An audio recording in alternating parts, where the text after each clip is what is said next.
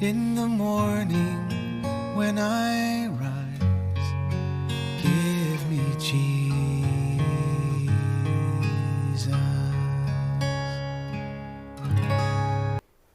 Good morning. I should have told you yesterday. We're in North Carolina. That's why my background's kind of different. We'll be here till after Easter, and so I don't know what it'll look like tomorrow. We'll see. We just finished a parable where Jesus had rulers of a vineyard. Now, they weren't the owners of the vineyard, but they came against the owner of the vineyard, and because they did, Jesus said those rulers of the vineyard would be destroyed. Well, the people didn't like that. And in particular, the Pharisees and the chief priests that were in the crowd, they didn't like it at all. We're in Luke chapter 20, and look at verse 19. The scribes and the chief priests tried to lay hands on Jesus that very hour. And they feared the people, for they understood that he spoke this parable against them. See, the chief priests and the Pharisees and the scribes, they knew that they were wrong. You need to embrace Jesus, the one sent by God. Then you walk in life. But when you don't, destruction is what's ahead for you. Well, let's go on with this story. So they watched Jesus, and they sent spies who pretended to be righteous in order that they might catch Jesus in some statement so that they could deliver him to the rule and the authority of the governor. Well, Jerusalem at this point in time was under the rule of Rome. And so Caesar was the king of all, and they had to live under not only the rules of the Jewish nation, but under the rules of Rome.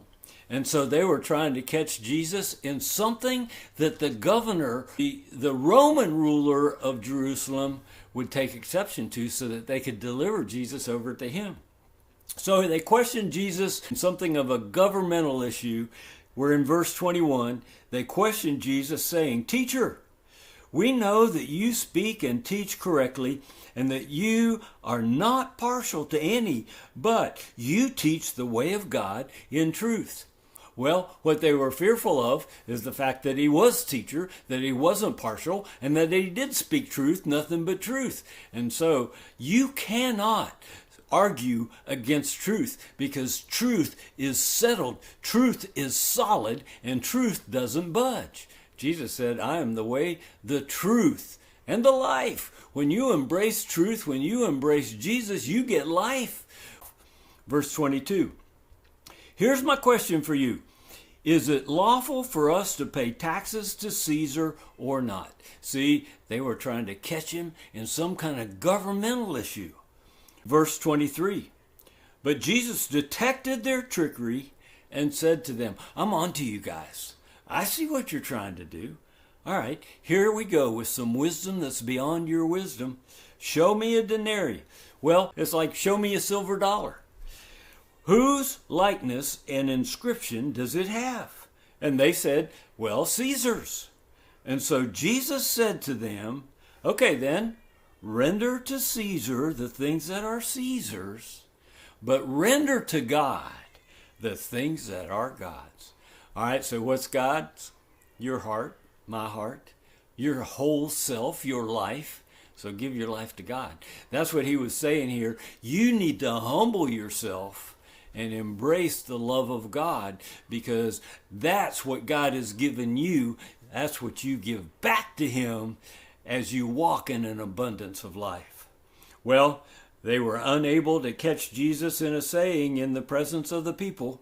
And so, being amazed at his answer, and how could you not be, they became silent.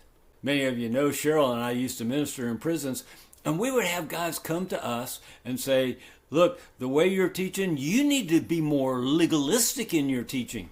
And I would pull out scriptures and I'd say, "What about this and what about that?"